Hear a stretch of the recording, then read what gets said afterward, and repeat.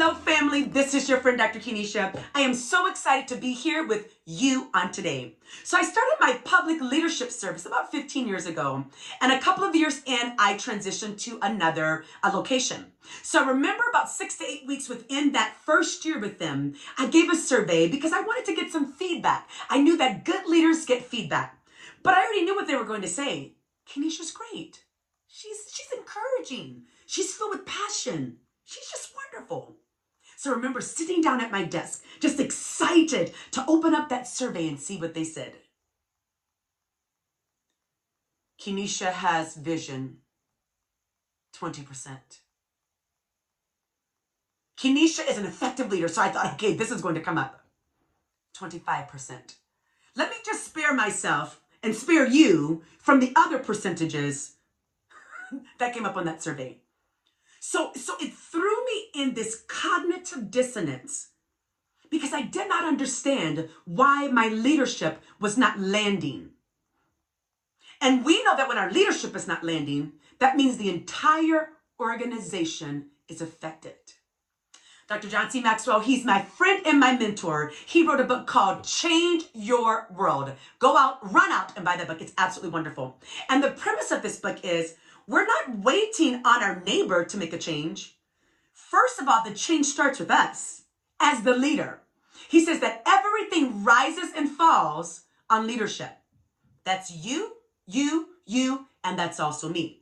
So knowing that premise, the other portion of Change Your World is that we ought to go out and have an impact and an influence in our communities. That's how our world changes. And that starts with ourselves first. But then that goes to the community venture that we're leading, whether that's a business, a nonprofit, a ministry, a school district, whatever the business entity is. So now when I go back, how was I changing the world if my people weren't really following me? And how many of you know I had to do some growing? And I continue to grow. So there's another book that I absolutely love. This book is called 4 by Jeff Henderson. And there are 2 principles that I just want to share with you briefly that I was missing in my early leadership. And when I begin to find that, I begin to see a change. And hopefully these tips will help you as well in whatever place that you fit into our community. So question number 1. To have your business to increase, and this is not a new concept, it is, what do you want to be known for? Now that's just simply a clarity question. So at the beginning of my leadership, I was passionate about everything. I'm still passionate about everything. Well, it's just the truth. But you can't run a business on sheer passion. What is the vision? What was the vision? So when you're thinking about your business, your nonprofit, your school district, what is the vision? And I don't mean a statement that's written on the wall that we post up and perhaps every few years we revive. That's not what I'm talking about. I mean the very fabric and core of your business.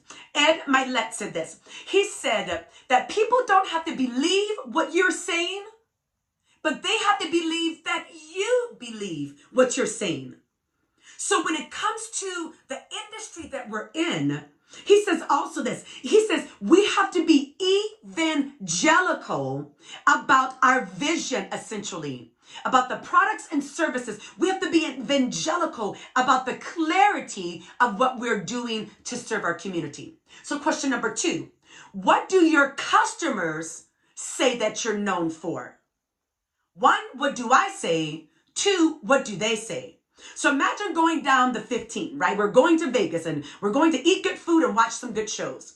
One side, a billboard says, this is what this company is known for. On the other side, this is what the customers say. The question is there a gap? And the truth of the matter is, there's always a gap.